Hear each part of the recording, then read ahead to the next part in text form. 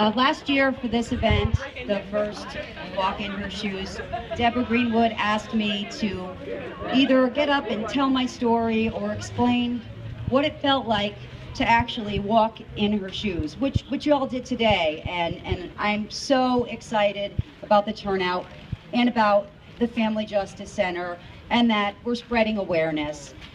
And I started to write a speech. It came out as a poem.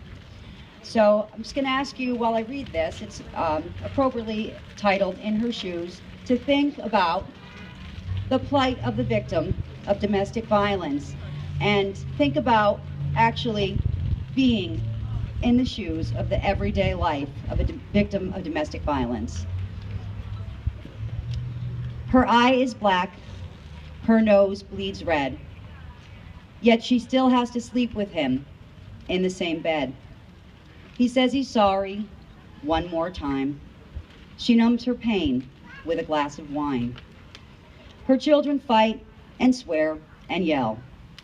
Her life becomes a living hell. She knows the reason this is so.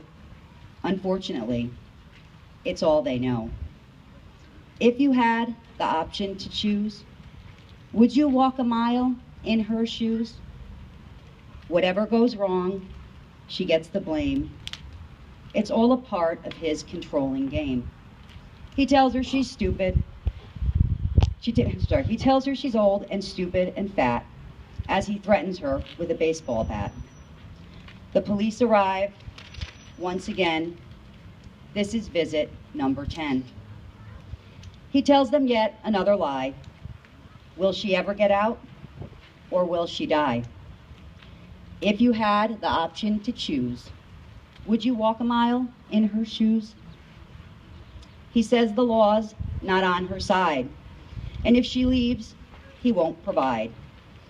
He monitors her every move, her whereabouts she has to prove.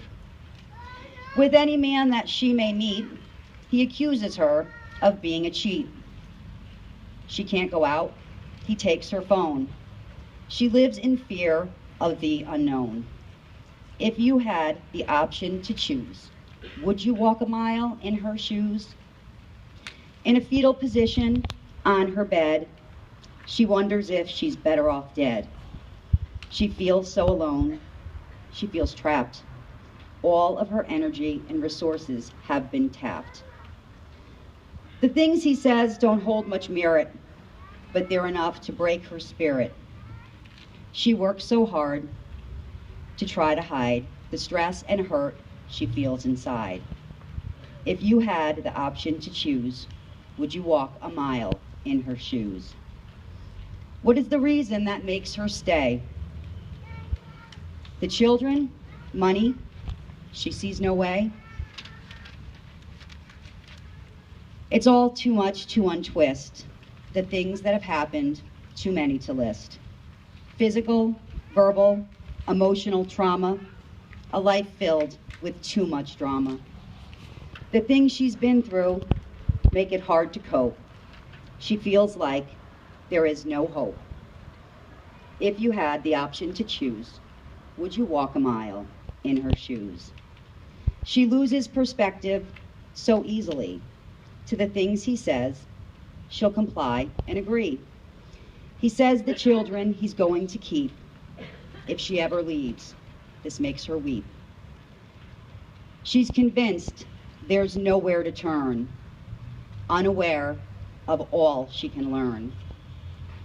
She can begin to heal with the decision to enter the doors of the Family Justice Center. So, today, you have the option to choose. Do you have the strength to walk a mile in her shoes? Thank you.